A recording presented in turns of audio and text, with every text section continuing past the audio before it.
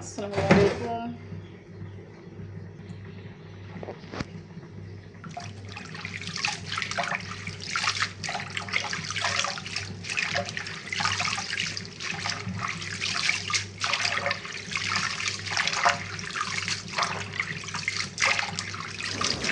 অনেক দিন পরে আবার আপনাদের মাঝে আসা পড়ছি এমএসটি তানিয়া ব্লগস। তো আমি অনেক দিন ধরে অনলাইন জগতে নাই, যেহেতু আমার মোবাইলটা নষ্ট ছিল, তো আপনাদের সাথে বলছিলাম।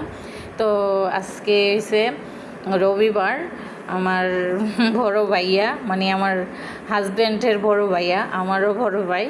তো এই যে ওনার অনেক দিন ধরে শখ গরু পালার, মধ্যে পালতো আবার বন্ধ ছিল, এখন আবার নিয়ে আসছে। তো নাতিগুলো হাসতেছে।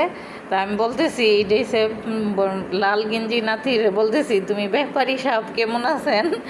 তো কিন্তু গরু পাগলার লিগে অনেক স্পার্ট, মানে মানে গরু পশু পাখির অনেক আদর করে তার জন্য। তো আর ওইটা হচ্ছে ছোটো নাতি। তো ওরে বলতেছি সরাইল্লা বাটফার, হ্যাঁ শুধু বাটফারই করে, কোনো কাজে কর্মে নাই। তো যারা আমার চ্যানেলে আসছেন বা দেখতেছেন, অবশ্যই পরে অনেক দিন পরে আপনাদের মাঝে আসছি।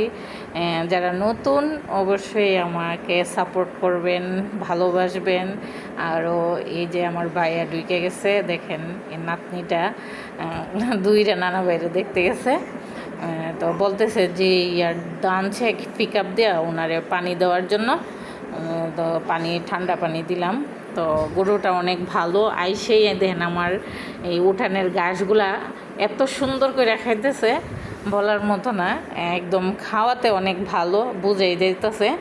তো এটা মূল্য কত অবশ্যই আপনারা বলবেন। আর এই ফাঁকে তো আমার আম্মু দেন আমার মেয়ে 6 মাসে পড়ছে, বলতেছে বৃষ্টি খাবার দেওয়ার জন্য। তো কলার ছড়ি ফাটাই দিছে নাতনির জন্য, যেহেতু আমার বাবা নাই, বাবা থাকলে অনেক আদর করতো। তো আমার মাই এখন এই আদরটা দেন মেয়েরে করে। তো মেয়ের নানার আদরটা এখন, আর দীর্ঘ অনেক বছর পরে আমার মেয়ে হয়েছে।